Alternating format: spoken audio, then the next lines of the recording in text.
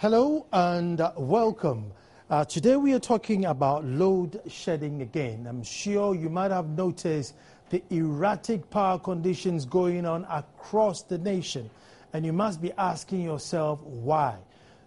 Very recently, the president promised us that doomso was a thing of the past. Indeed, that if you say Maukanio, you should say Ya John. And then we had the Deputy Minister of Energy also on the Super Morning Show promising us that everything was sorted and that doomsday was a thing of the past. However, it seems as if since we got the promise, the erratic power supply has become even worse than it was before. And everybody's asking why. And we get the same answers. No crude, no gas. No crude, no gas. And then it begs the question, are these the only source of energy? Is there any other place we could look or start looking to find energy? Because indeed there isn't enough gas and crude is expensive. What do? No nation has ever developed without energy. If you are going to develop, you need energy. And indeed, if Ghana is a developing country, then we need energy. Where are we going to find it? That's what we are discussing today. And with me in the studio is engineer Robert Wood, who's the crusading engineer himself. Joining us on the phone later would be Edward Bauer, Communications Director for Ministry of Energy, and Mohammed Amin Adam, Executive Director for African Center for Energy Policy. It's going to be an education today. Stay tuned.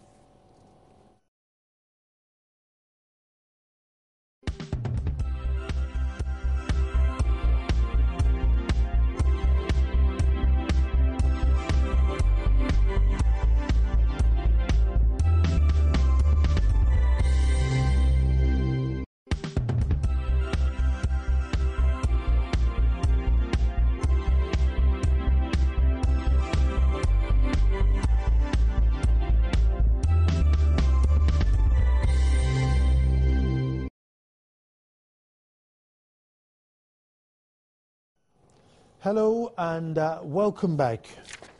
My name is Nanan Sakwa and this is PM Express. Anytime I forget, I need to go back and say that. And we're looking at load shedding. But we've heard all the excuses, the gas, the plant is down, the plant is up, the plant is down. And so we just want to find out alternative energy. And is it practical? Because sometimes, you know, these engineers come up with all these big sayings and all these wild sayings. But is it practical? And if it's practical, then obviously I got engineer Robert Wood, who's going to be Uncle Wood for the purposes of this interview. Uncle, you're welcome. Thank you very much. Thank you. Load shedding is back with us again. Now, Bui Dam has lost one of its terminals, so I think we've lost 133 from there. The Takoradi T3 is also down. I think Asogli is struggling with gas supply. Gas from Nigeria is struggling. Gas from Jubilee Field is struggling. And we need to get to 5,000 megawatts. That's our aim for 2016, even though I think we need more. But are these the only source that we could get energy from? And are there any practical? That's what I want. I want practicability. I don't want them to come and say, oh, nuclear, this nuclear, knowing that we can't make it. So what are the other sources that, as a country, we can look at to find energy? Okay, Nana, thank you very much. In your intro, you mentioned the fact that without energy, no country can develop. In fact, energy is one of the 7 parameters for wealth creation. You have time, you have tool, you have money, you have material, you have manpower, you have energy and information. So energy is a silicon. Without it, you can't produce anything. Mm-hmm. But I just want to quickly go through what industry, you know, what happens to industry when you have all these power surges. Take somebody in the, say, extrusion, plastic extrusion, all sorts of extrusion. As soon as the power goes off, the extruder ceases, and that's a major problem. Mm-hmm. If you are an oil, vegetable oil refining, and then the power goes off, there's a vacuum pump that stabilizes the relation between the temperature and the pressure. it stops, so the oil starts heating up. Now, if you are in the poultry industry, your incubator is on this thing, the power goes off, all your eggs will go off.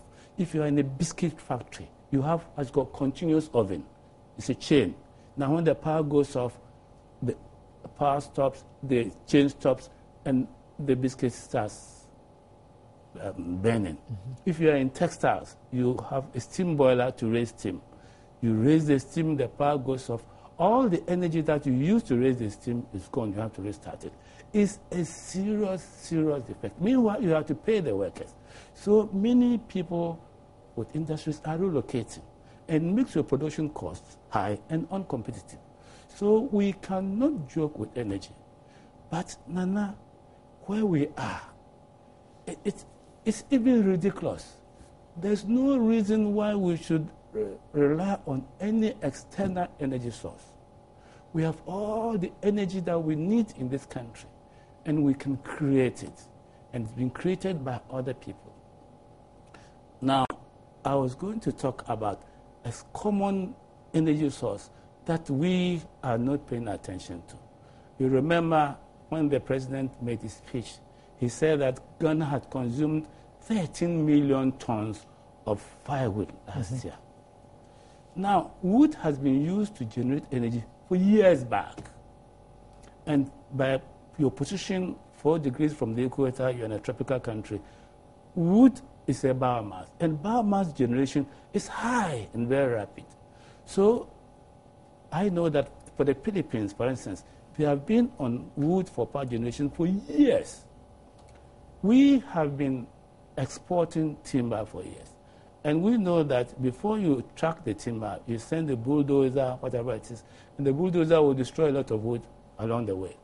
Now, when you go and catch the timber may be 50, 80 feet, but they take the length of the timber according to the size of the trailer. Anything above the size is left. You could have as much half the size left in the bush. But you can see that the tree that you are felling has huge quantities of branches. And the branches, the ratio of the timber stem to the branch is 1 to 5. So for every cubic meter of timber that you retrieve, you left 5 times that in the bush. In most cases where the people are operating, there are no settlements. So there are no people to go and retrieve this material for, say, charcoal. And I have had calls from timber people who are pitching that they've got a lot of biomass, that's timber in the bush, they can't get people to make charcoal out of it. So this is a raw material that we can use today, not tomorrow. If you gasify 1 kilogram of wood, you will get 1 kilowatt hour of electricity. Okay, so one kilogram of wood will give you 1 kilowatt of electric energy. Okay, so to the layman, yes, or to me, what can I do with 1 kilowatt? Turn on a TV, boil a kettle, iron? Okay, the average for the layman is, say, 200 watts per person. So if you are, say, 15 people in a house, 15 times 200 is about 3 kilowatts. 15 times, I say 200 times 15. Times 15? Yes. That will give you about 150, about 300. 300, yeah. So 300 kilowatts. In other words, that you virtually require only 3 kilograms of wood gasified to give you that energy. For the ordinary person. I'm not talking about people with TVs and all those things. Okay, so that will be like a light bulb. Yes, these bulbs are 8 watts, etc., etc.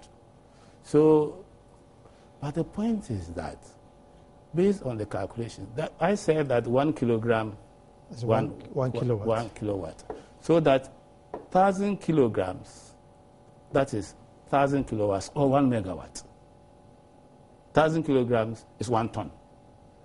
So that 1 ton will give you 1 megawatt. And 1 megawatt is a lot. It's a lot of power. Because the total power we have It's about 2,500 megawatts. Oh, that's what we have in this country. Now you are talking about then 13 million tons of wood that was wrongly dissipated all over the country. So if you were only to take just 1 million out of that 13 million tons and gasify, you get 1 million megawatts. That's a lot of power. Now just let's go back to what is left in the bush, but this does not include what is left by the bush by the Timah people. So we are saying, and we have researched actually, that the ratio is 1 to 5. So now statistics indicate that about 400,000 cubic meters of timber was exported. That's been the average. That means that for the 400,000 5 times that. 5 times is left in the bush. Yes. So that's 2 million cubic meters left in the bush. Now, if you want to convert that into tonnage, so one cubic meter is roughly about 200 kilograms. So if you divide that one, you get 400,000 tons. So that is equivalent to 400,000 megawatts that we are living in the bush. And we are crying for energy. No, this doesn't make sense. This is not an invention that I am talking about. This has been the practice there, and the details I've given you a copy. I hope the TV can capture it somehow. Yeah, I will get. So that is not something that, and as far back as 1989, when the United States went into energy crisis, they distributed drawings to the simple mechanics and welders how to build a gasification plant. The system is more or less like you are just making charcoal that's reduced oxygen into it, and then that smoke that is coming out is actually the wood gas. For you to use it, then you have to filter it because it contains tar and other things. So when that is done, then that goes through any internal combustion engine, turns the engine, they have a generator coupled to it, and you have electric power. And industry is selling models from 50 kilowatts to 1 megawatt. So if we had planned ourselves properly and had an advanced machine tool center that we've been advocating for, we just buy 1 or 2 and replicate. But if we can't even replicate, just go and buy. Now, when we build the bull dam cost about $622 million US. It is 400 megawatts. If you divide 222 by 400 megawatts, you get 1.56. That means that for every megawatt, your investment cost is 1.56 million. Now, we did the same for the Abazi plant, taking the power and then dividing by the total megawatt, etc. And we got about 0.56 million US for a megawatt. But then don't forget that Abazi is using some other fuels, so that means it's very expensive. But solar now does not exceed $1.5 million for a megawatt, because solar is average 1 megawatt is about $1. They depend on your battery pack. And there is nowhere in Europe or America where the solar radiance, that is radiation, is more than 1,000 watts per square meter. But come to Ghana. In fact, I chanced upon a document from CSR. There are places you get 2,300 watts per square meter. Sun energy. Yes. But the normal calculated average even for the Sahara is 1,500 watts per square meter. Now we have places in Ghana where you have 2,300 watts per square meter. And you are so that if you have a square meter of solar panels there, that's how much energy you'll be absorbing. Yes. So of course, depending on the quality of the panels. And I think I said somewhere, Germany is on parallel 51. very far from the equator. Scarcely do they have sun. But Germany is on 34.7 gigawatts of solar energy. Then let's ask ourselves, do you think the Germans are stupid? If the Germans are stupid, then why would they want to invest so much in solar when they have very little solar? And they are on 34.7 gigawatts. I'm not talking about megawatts. Gigawatts are 1,000 megawatts. And you are 4 degrees on the equator, accessing more than 1,500 to 2,000 watts per square meter, and you are going in for 2 megawatts, and you are complaining that you don't have enough energy. It doesn't make sense to me.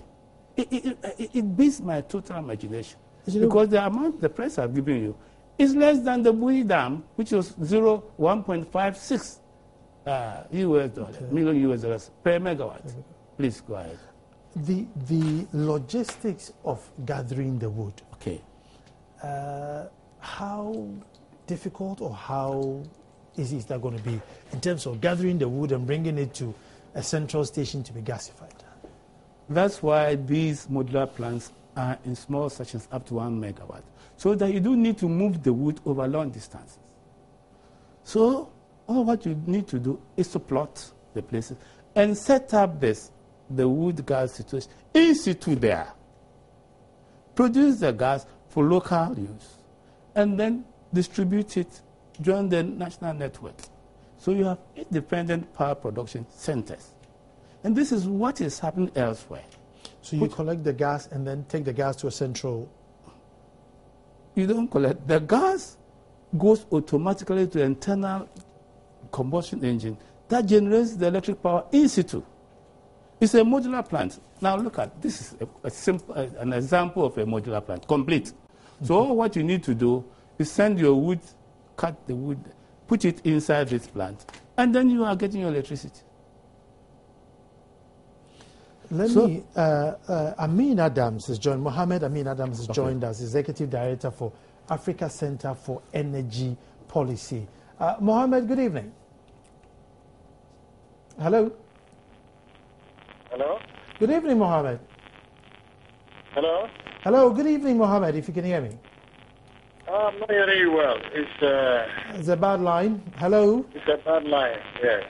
Any better now? If my sound guys can do something about it. Yeah. Very good, very good. I mean, we're talking energy, so obviously we have to call you. And why would we call you? There's a lot of power, erratic power supply these days. And we were promised earlier that it was going to end, and it's now started. Now, I mean, you are in energy, and we want to find out what the problem is. Is there, if we get gas, are we home and dry? What's the problem? Yes, I think it's important we are holding these discussions now because it's important for us to continue to address the power challenges before the Ghanaian public loses confidence in the power system, which will be a disaster for us, because apart from the fact that it will affect investment, consumers will lose confidence in the Public Utilities Regulatory Commission and will reject any tariff adjustment that the Commission does. And so it's important we find solutions to restore the confidence of both investors and the consumers. Now, coming to the problems of the power sector, for which reason we are having load shedding, I would like to just give a little background. Our generation capacity, installed generation capacity, as of February this year, stood at 2,800, about 2,800 megawatts. Okay? Yeah. But if we take we out, totally out, because I understand that 2 units of we are not available, which translates to some 260 megawatts. But assuming we take the entire 400 megawatts out, then we also take out separate 332 megawatts, which I understand also has some challenges and is not available. Then what is left is about 2,300 megawatts. Now, our peak demand is about 1,900 megawatts. And so as far as generation capacity is concerned, you can see that we have more generation capacity than our peak demand is. And so in terms of supply and demand, I really don't see any problem there. The government has to explain, VRA has to explain to us what the problem is. Because supply and demand, figures that we don't have much a problem. Secondly, even if the plants that are working, we have an average of 85% availability. That also translates to about 1,155 megawatts, which is just the same as our peak demand. Because I know that some of the plants are more available than others. So on average, 85% availability. Again, we should be able to meet our peak demand. And so, having said this, the problem now reduces to availability of fuel to be able to bring these plants on stream. Now, we have two types of fuel, light crude oil or diesel, in the case of a few plants. Mm-hmm. And then the other one is natural gas. Certainly, we all know that light crude oil or diesel is more expensive, and therefore consumers will be happy if our plants are fired with natural gas. But the difficulty is with the security of gas supply.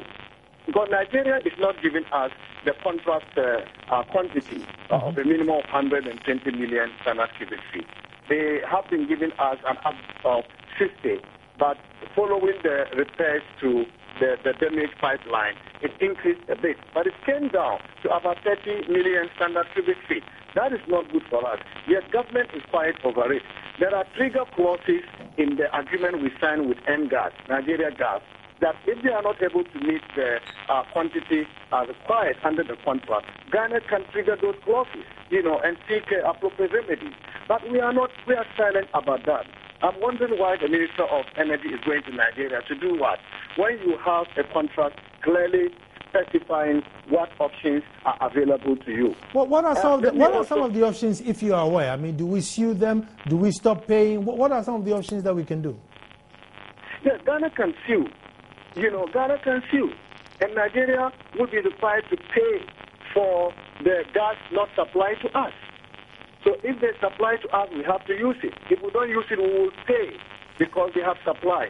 On the other hand, if they are supposed to supply to us and they are not doing it, they have to pay us.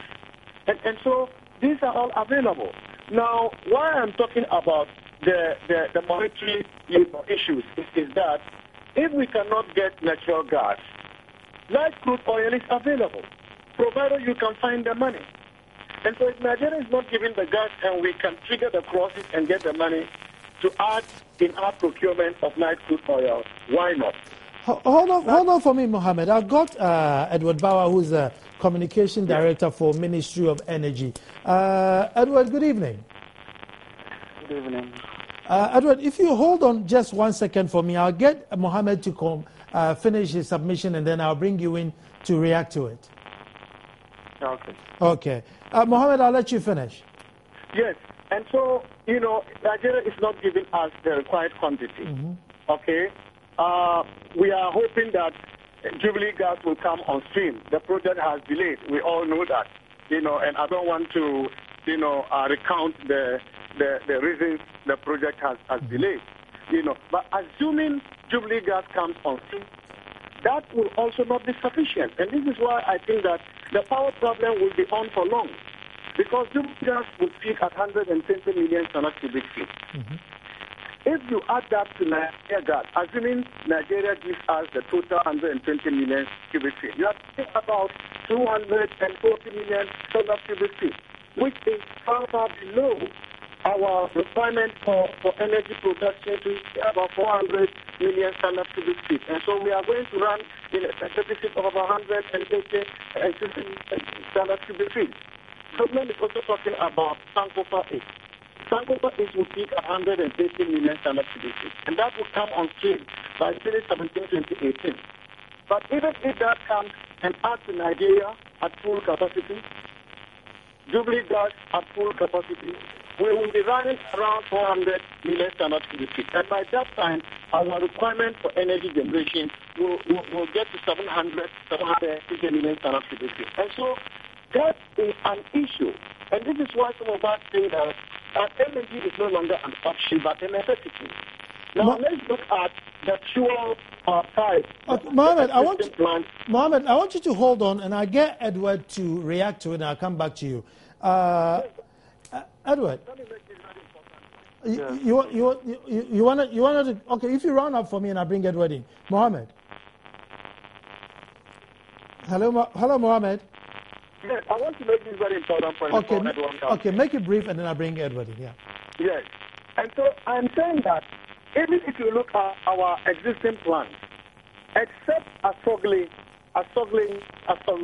which uses gas 100%, and then the mines reserve plant, which uses DS for diesel 100%. All other thermal plants can either use light crude oil, diesel, or natural gas. And so if we are having problems with gas supply, then the issue is reduced to financing the procurement of light crude oil.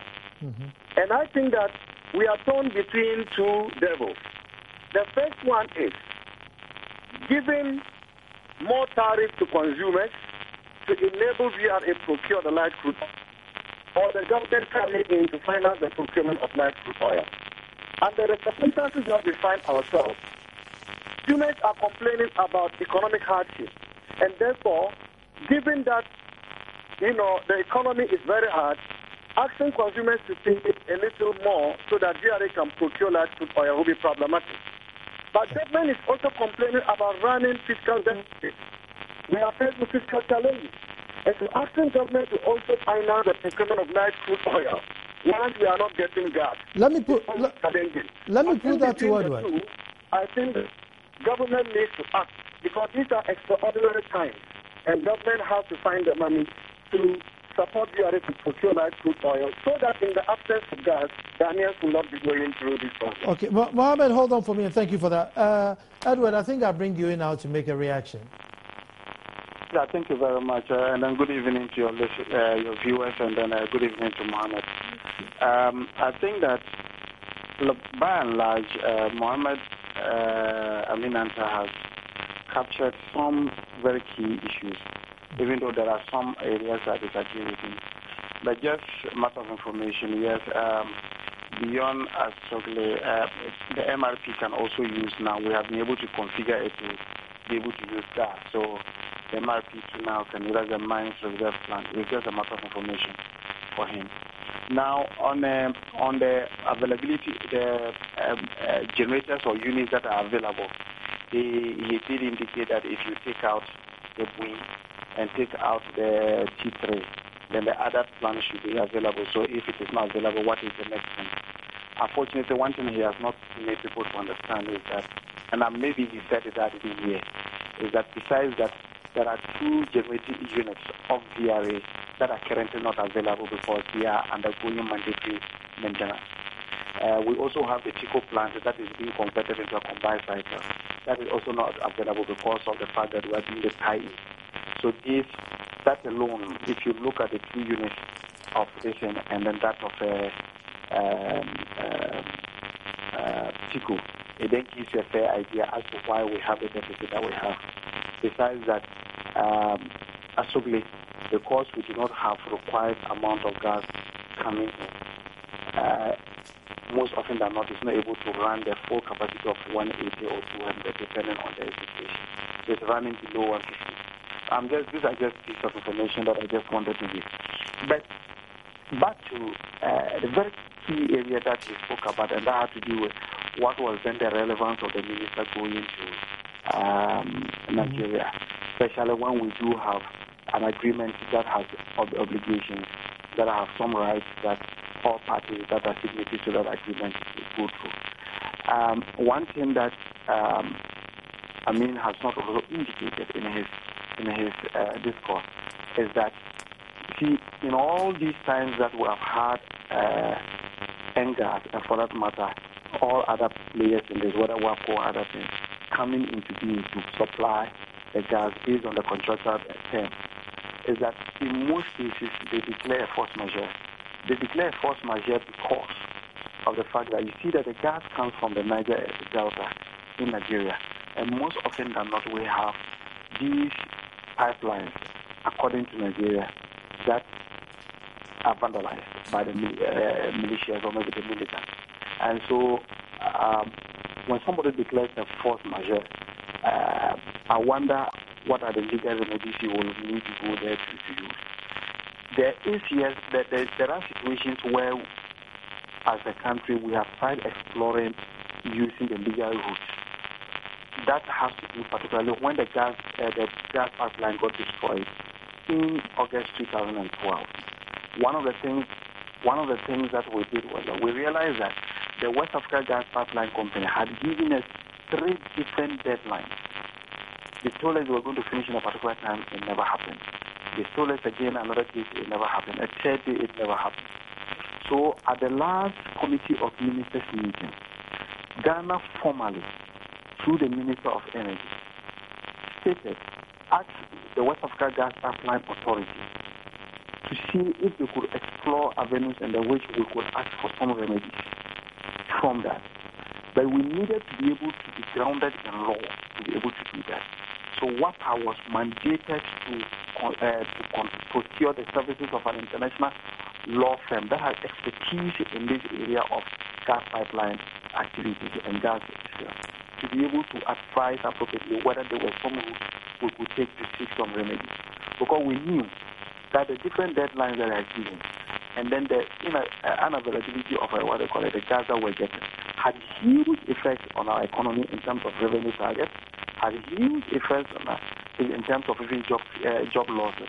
And in fact, we needed to rely on foreign exchange to be able to buy a more expensive fuel for generating power, and basically that was like... I want you to hold on for me 1 second. I've listened to Mohammed and I've listened to Edward, but I have Engineer Robert Wood in the studio. Now he's got in his hands, documentation to say that there are so many other sources of generating energy without, getting lawyers and getting everybody. And I just wonder why, we just can't explore that opportunity. Now, if you hold on 1 second, because engineer, I just wanted to find out with regards to the generators that will gas this wood. Now, are they affordable? I mean, can we afford them?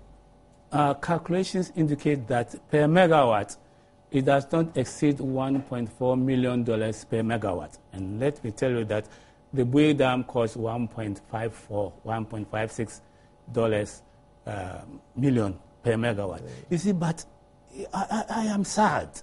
I am sad because Europe, Germany, we exported vegetable oil from here to Germany for power production.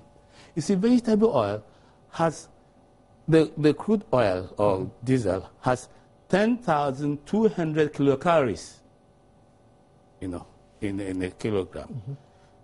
Vegetable has 9,500 kilocalories. This crude oil, this diesel flashes, sparks about 60 to 80 degrees. Vegetable oil is 180 to 200 degrees. And Europe is using a lot of vegetable oil for power production. Brazil is doing the same thing. Now, we should have embarked on such a self-reliant policy that we can create our own fuel here. Now, Malaysia presently is having about 20 million tons of palm oil. Now, we don't need more than 1.5 million tons of vegetable oil to meet our energy demands. Take watermelon. The whole life cycle of the watermelon is 8 weeks. The watermelon seed has vegetable oil that can move their body because it's 9,500 kilocalories and that. You have the cork, that hard part, that is starch, which can be converted into ethanol. The sweet meal also can be converted into ethanol. And I'm telling you that as far back as 10 years ago, 70% of all vehicles in Brazil, new vehicles, were ethanol. Now we sit here producing around 1 million tons of cocoa. The ethanol that falls away when you are drying the cocoa, called the cocoa sweatings. We do not make any attempt to trap that one, which can use to fire our boise. You see, don't forget that when you send fuel into an engine, the final form is in the gas. So you can convert the whatever it is, the fuel, into gas, and then feed it through the inlet manifold and to spark it. But as I'm saying, the vegetable oil has a higher temperature flash point. So you could make lesser modifications on the engine using extra heating systems to raise the temperature and to fire on the vegetable oil. And I talked about this material, that whole life is 8 weeks.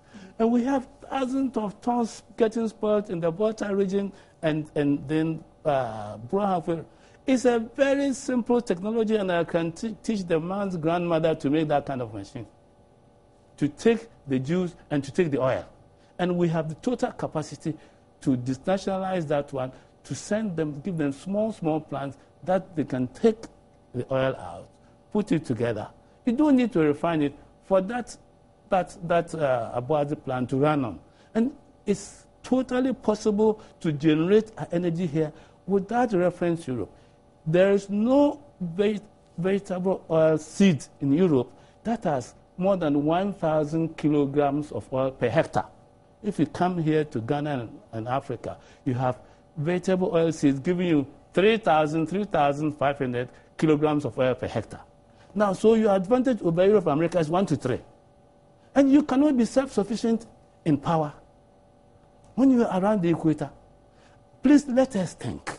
Because I don't agree, and I don't understand, and we are prepared to demonstrate these things. It's not high-tech. It's not an invention. These are things that are happening elsewhere in Europe. These are things that's happening in Europe. If we can just mobilize children, school, GSS people, even to collect seeds from neem trees, we can produce oil that will fire their butts. Let us sit down and plan, and let us run this country on a really clearly defined national development agenda, because some of the problems, they are intersectorial. So if you want to solve the energy alone in isolation, you cannot do it.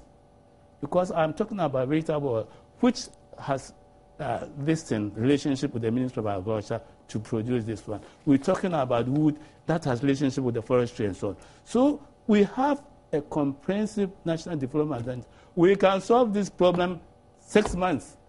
I'm prepared to bet with anybody.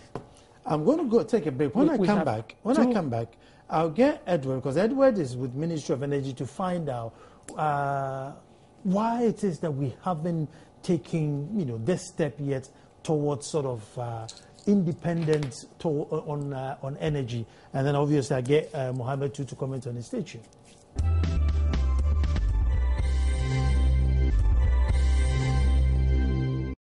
Load shedding again, and obviously is a nightmare from everybody. There's a couple of comments from what you sent through to on Facebook. Comfort Avolito says it's really getting out of hand. And then Kala H. David says it's unfortunate this crisis has to consume the hopeful projections of JM. And William Katamani says, we all say Dr. Nkrumah this, Dr. Nkrumah that. Does it mean the current generation does not think, or what? Jude says, I'm just shaking my head. Linda Quay says, maybe Ghanaians can switch to other forms of energy like solar. What stops us? But before I get Edward and Mohammed to comment, I just want to find out from Akud. Akud, have you ever been invited by any of the ministry to say, look, all these ideas that you're coming up with, come and show us if it's feasible or not? Years back, in the 201s, when there was a committee at the Energy Commission, and we were looking at biodiesel production as a solution. But the limitation was that you need either ethanol or methanol for you to convert vegetable oil into biodiesel. And ethanol and methanol is very expensive. But right now that we have this gas, the natural gas, contains ethane, propane, butane, and then the last one that I've forgotten. Ethane, methane, butane, and propane. So you need ethanol, can be protein from the ethane, and the methanol can also be produced from ethane. So we need to revisit this. But the point is this. Somebody talked about solar. For 2012, for the first 6 months, United States, for all the new energy, the 49% resources went into solar energy. United States is between para 33 and 40 degrees. We are on para 4.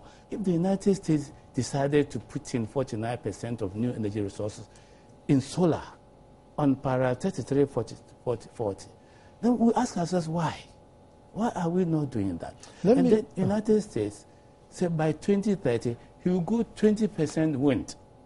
We had wind corridors with characteristics far better than United States. The program in what's called the Southern Wyoming, where they are doing 3,000 megawatts on a huge stretch of land, 220,000 acres or 100,000 hectares. They are putting one tower on 100 hectare point. I mean, because the wind density is not high. We have all this huge wind corridor on the Akusumbo Lake. This is the wind corridor that is inducing the tidal waves, creating havoc on the lake.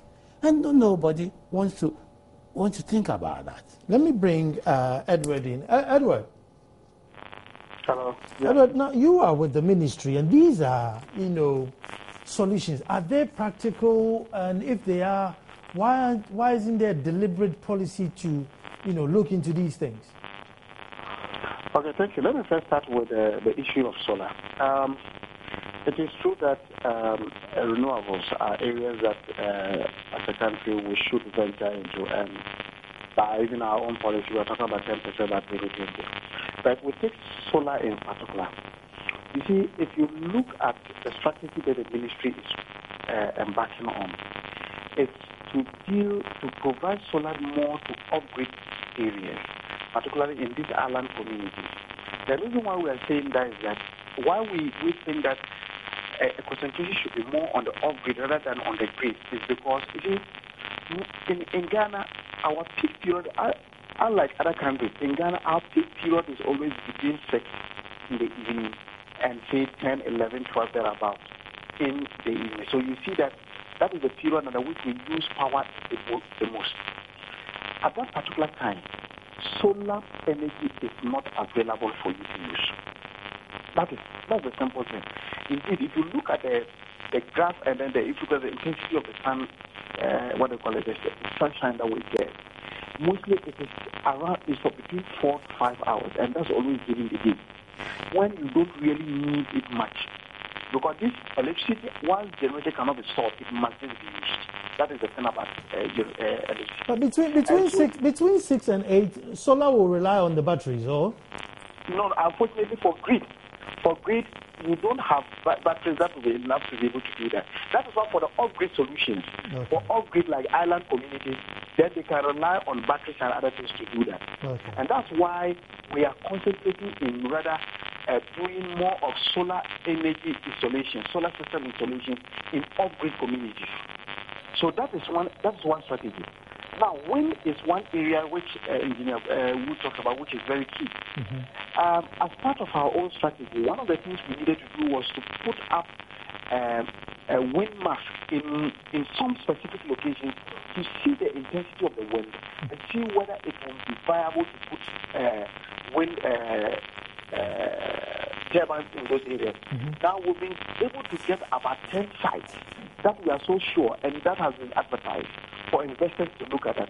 That is why Asogli, for example, is coming in to do the 5 megawatt wind farm in Ghana around what's the name of it? Around the Adan area. Mm-hmm. That is when they want to come and do it. They have already done the feasibility and other things. Okay, Edward, I'm running out of time, so I'll be pushing you a bit. How about the vegetable oil to power up Aboise plant? Yes, these are ideas. These are under the biomass and other things. You see that you need to be able to. I think that over a period of time, just as Engineer Wood was talking about, there has been an attempt to look at, particularly with the biodiesel that was being made using the cattle and other things. They talked about all these things. But see, we have to look at it that we are competing with biofuels with food production. And so sometimes you are not too sure how you balance your equations. Oh, Edward, I mean, we have a lot of land that is less lying fallow. I don't think we are competing. Unfortunately, to say that we have a lot of land lying fallow, we have stages for even the issues of our land terrace. I'm not saying for a moment that is not a good strategy to go in. But look at the critical issues that we find ourselves in. We can't rely now on biofuel as a main source of fuel for our fuel security.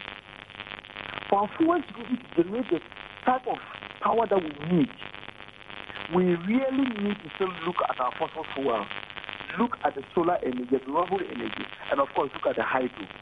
These are the areas we should look. But unfortunately for the hydro, we've almost exhausted the huge ones, and now we have to rely on the mini hydros. So yes, in as much as this is a strategy, but for the critical issues that we find ourselves in, biofuels cannot be the solution to our fuel security. That is just the point I'm just trying to make. But of course, I know that the Renewable Energy Department, Directorate of the Ministry of Energy... Vegetable oil is in abundance? Vegetable oil is in abundance to be able to generate the volume, the type of power that we need. We are talking about a country where now, in terms of our load demand, it has now moved from 10% per annum to 12% per annum. And you see, to tell you, even just this year, the first 20 days of this year, the load demand increased by 1.5%. Hold on there, let me bring, you know, what he's saying is that we need more than we can provide in terms of vegetable oil. You know, this problem started years back. At least 2001 we had this problem. If we had planned at that time, everybody wants it now, and that is not possible. But if we want it now, I am saying that then let us go in for this thing that takes only 8 weeks.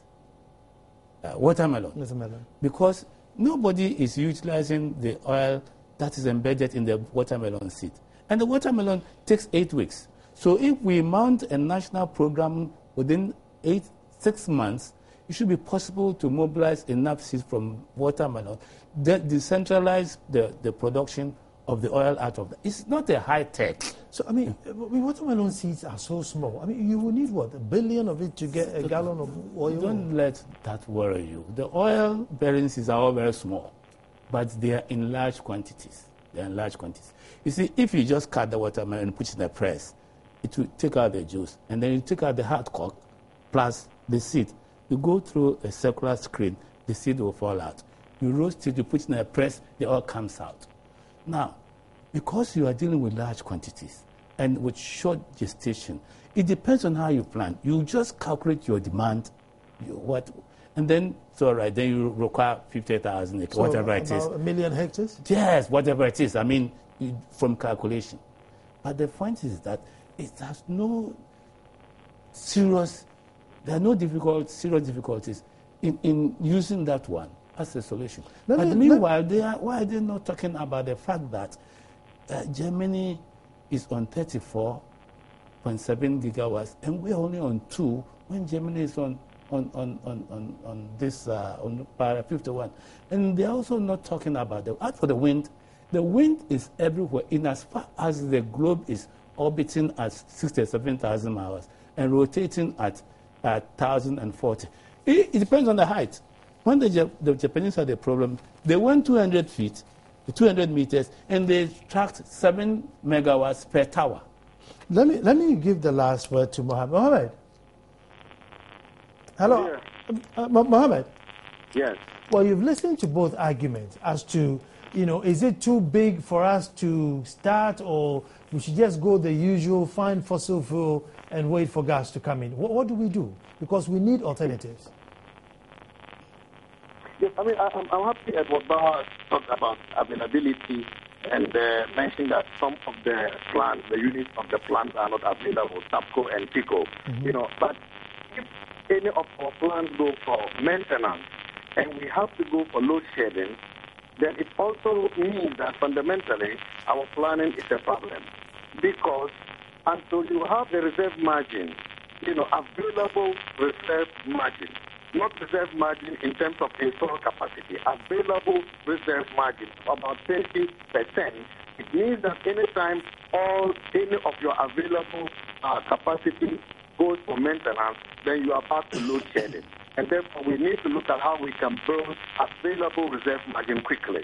Secondly, I also think that some of our plants are single cycle plants, and which means that we are just burning the fuel. We are wasting the oil until we are able to convert, some of our plants are single cycle plants to combined cycle plants, so that we can generate more heat that can also be used to generate more power, so that the steam that is generated can be used to generate more power and make our plants more efficient. We will be wasting more of the oil. But coming to the oil types that are available, which we can rely on, I think that vegetable oil is one. But look at how much of the crude oil we are using.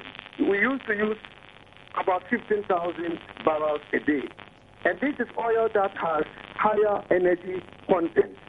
And so it is important to look at the energy content of the different, oil types that we are looking at. So if with 15,000 barrels a day with high energy content and we are still not satisfied, what will happen if we want to rely on vegetable oil? Now I'm talking about solar. The 2 megawatts of solar plant we did in Navrongo, okay, we use so much land, the size of 2 football fields, and that could only generate 2 megawatts. If we are to generate 100 megawatts, you can imagine the amount of land that will be affected.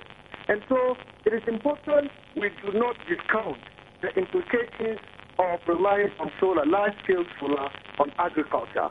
And this will affect mostly smallholder farmers. And this is why we need to be very careful how we move to solar and other sources. As for hydro sources, of course, they are limited. 2,500 potential total hydro sources.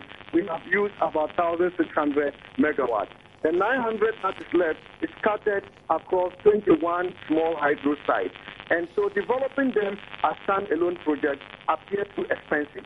This is why we have no alternative than to increase our thermal generation. But then, as we said earlier, we have to look at LNG. LNG is no longer an option, it's a necessity. And this is the way we can solve our fuel supply security problem. Gentlemen, thank you very much. That's all time permits. I wish I had more time, and I wish I had you guys in the studio so we can do this education very much. But thanks a lot. Thank you very much, Uncle Wood, for coming in. And I hope to get you guys in so we really talk and find out, is it absolutely impossible to look at alternatives? Are we being lazy? Are we choosing the cheaper option? What is the way forward? Well, somebody's just sent a text, say, you know what, I don't want talk, just give me light. And that's Awal Yadina says, I don't want talk, just give me light. And I think that's what we need to do as a nation. My name is Nanan Sakwao. Thanks for watching. And as I said, tomorrow we'll be back to do it all over again. And I wish you could ask them what they are doing with the 120 system on the Praia River. The 120 megawatt system on the Praia River. When are they going to explain that? I think we need to ask that question next time.